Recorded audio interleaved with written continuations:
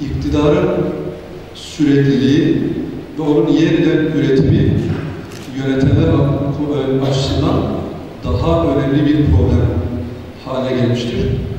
Ve iktidarlar muktedir olmaya devam edebilmek için çeşitli işlevsel enstrümanları kullanmışlardır. Bunların en önemlisi örneğin din olmuştur. Din tarihsel olarak iktidarın hem yeniden üretilmesinde hem sürekliliğinde veya iktidarın sonlanmasında her zaman en önemli etkenlerden biri olmuştur. İktidarın meşrulaşması konusunda da tarihte din en çok kullanılan, hatta en çok manipüle edilen, hatta bu noktada örneğin Marx'ın bir yönüyle ele aldığında kitlelerin uyuşturulması için kullandıkları bir enstrüman haline dönüşmüştür de. Aynı zamanda din devrimci hareketler için de bir sahip olmuş. Onları da desteklemiş. Biz bugün iktidar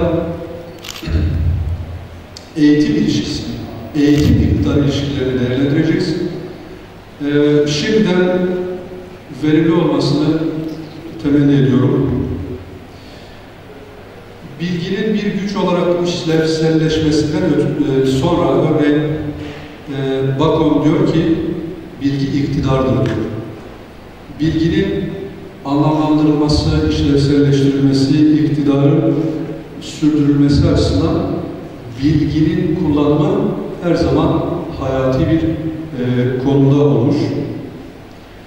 Bilginin iktidar olması, bilginin bir araç olmasını güncel meselelerle ilişkilendirebiliriz. Bugünlerde Türkiye'de politik arenanın tabiri caizse toz duman olmasında dershaneler üzerinden ama yine bir tarafıyla eğitime giden bir göndermesi var. Bu panelimizde inşallah tabii dolaylı olarak bizim eğitim iktidar derken bu tevhid-i tedrisat, ondan sonra Türk Milli Eğitim, milli ideolojik eğitim anlayışı, insan tırnak içerisinde iyi vatandaş yetiştirme anlayışını inşallah konu edeceğiz.